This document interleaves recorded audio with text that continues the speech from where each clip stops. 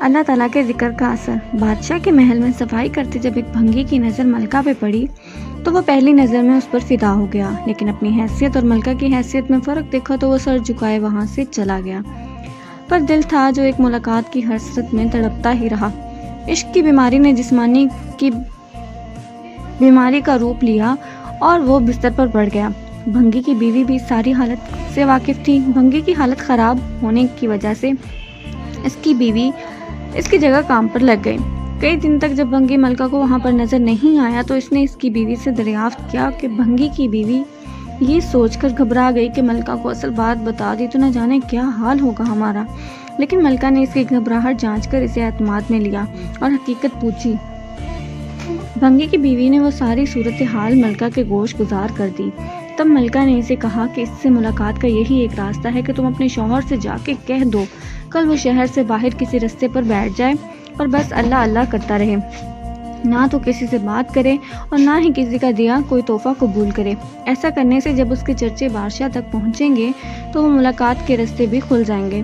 ملکہ کا یہ پیغام سنتے ہی بھنگی کی جان میں جان آئی اور وہ گداؤں کا بیس بدل کر ایک رستے پر جا بیٹھا اور اللہ اللہ کا ورد شروع کر دیا۔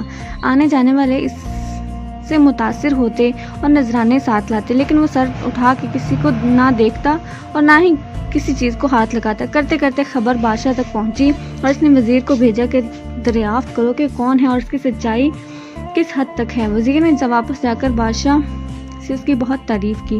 بادشاہ فیض پانے کی غرض سے خود چل کر اس کے پاس گیا۔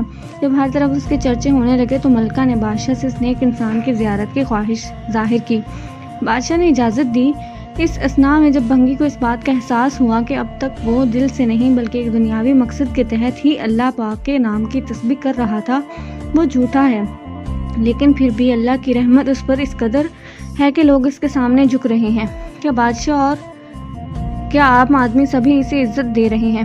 یہ کرامات تو صرف اس زبان سے وہ پاک نام لینے کی ہے، اگر سچے دل سے اس نام کی تسبیح کی جائے تو کتنی رحمتوں کا نزول اس پہ ہوگا۔ جب ملکہ اس کے پاس پہنچی تو اس نے سر اٹھا کے اس کی طرف نہ دیکھا اور وہ مطمئن ہوئی کہ کوئی آج اس کی وجہ سے اللہ کے قریب ہو گیا۔ وہ روتی ہوئی واپس اپنے محل چلی گئی۔ بے شک اللہ